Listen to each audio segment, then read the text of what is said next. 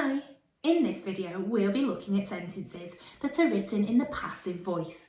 A passive sentence is the opposite of an active sentence. In an active sentence, the subject performs the action or verb to the object. For example, in the active sentence, the dog chased the cat. The subject, which is the dog, performs the action, chased, to the object, the cat. In a passive sentence, the thing that would usually be the object becomes the subject through the use of the passive form of the verb. The passive voice uses a form of the verb to be and the past participle of the main verb. Often the word by or a similar preposition is added to form a prepositional phrase. This means that the active sentence, the dog chased the cat, can be switched around to become the passive sentence, the cat was chased by the dog.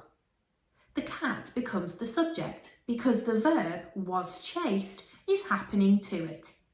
The preposition by is added to make the prepositional phrase by the dog. Let's have a go at making some passive sentences. You might want to say your sentences out loud or write them down on a whiteboard or piece of paper. First, choose any subject from the list. Next, add a relevant form of the verb to be. Now, choose a past participle verb. Finally, add a prepositional phrase to the end. Pause the video now and have a go.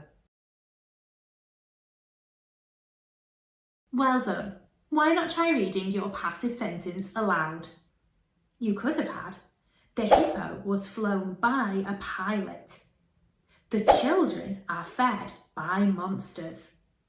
The plane was flown by an armadillo. Or you may have had a completely different sentence. All of these sentences are written in the passive voice. Passive sentences can also be written without the prepositional phrase. These sentences can be useful if you don't know or don't want to say who or what completed the action. For example, the chicken was chased. The cake was eaten. The train was driven. Top tip. If you come across a sentence like this and want to know if it's written in the passive, just add by monsters to the end. If the sentence works, it's written in the passive voice. Take a look at this question. The first sentence is written in the active voice and the second sentence is written in the passive voice. You're being asked to say how the passive in the sentence, the window was broken, affects the way that the information is presented. Think about what you've learnt about the passive voice and then decide why somebody might have chosen to use it. The options are, it shows that the window was broken in the past. It does not say who broke the window. It shows that it was an accident. It does not say why the window was broken. You need to tick one answer. Pause the video now and have a go. What do you think? Well done if you said it does not say who broke the window. The passive has been used because the writer either didn't want to say or didn't know who had broken the window. For our final question, you're being asked to rewrite this active sentence in the passive. Remember, you can say your answer out loud or write it down on a piece of paper or whiteboard.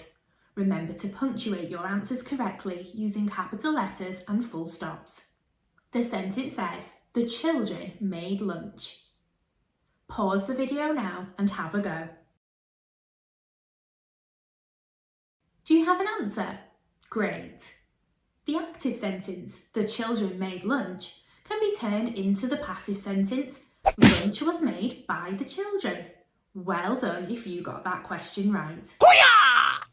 I hope you enjoyed this video. If you're looking for more English support, we've got lots more videos like this one available on the Twinkl website.